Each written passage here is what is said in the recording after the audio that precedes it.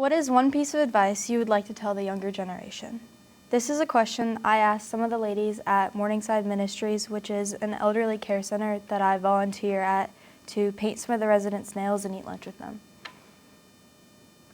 While I was doing their nails, they told me stories about their childhoods, families, and lives, and I thought that these words of wisdom needed to be shared.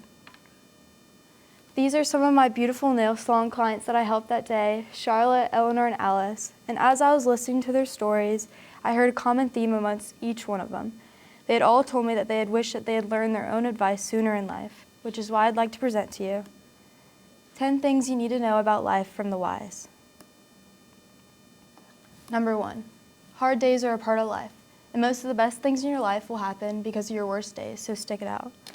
Alice told me that the day that she realized this was the day that her grandkids were born, and it's so important to remember that hard days will pass and no problem will be the end of the world. Number 2, learn to walk away from self-destructive things. Eleanor teaches us that growing as a person takes recognizing when it's time to move on and trusting that you'll be opening yourself up to greater things.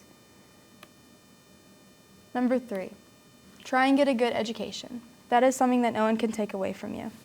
Charlotte is a retired nurse, and she said that the reason why she went into nursing was because she once had a teacher tell her that it would be impossible for her to do. At our age, we need to remind ourselves that we are what we are taught, so use your opportunity to learn to the fullest. Number 4, starting over is okay. When Alice said this, I had laughed because she had just made me restart her nails 3 times before, and then when I asked her about advice for the future, she said, starting over is okay. She later used the analogy, you can't build a new house where an old house is still standing, to show how fresh beginnings can be beneficial if you embrace the change. Number 5, you cannot control every aspect of life, so try to live in the moment you're in right now. This advice really spoke to me because I've seen my own friends stress over the smallest details to strive to be perfect, but in the end, they end up losing sight of how to truly enjoy what's around them. Number 6, you will never get any younger, so no day is too late to try and be better. All the women I talked to mentioned something about losing time or not having enough time, but Alice points out that each day that passes without productivity is wasted.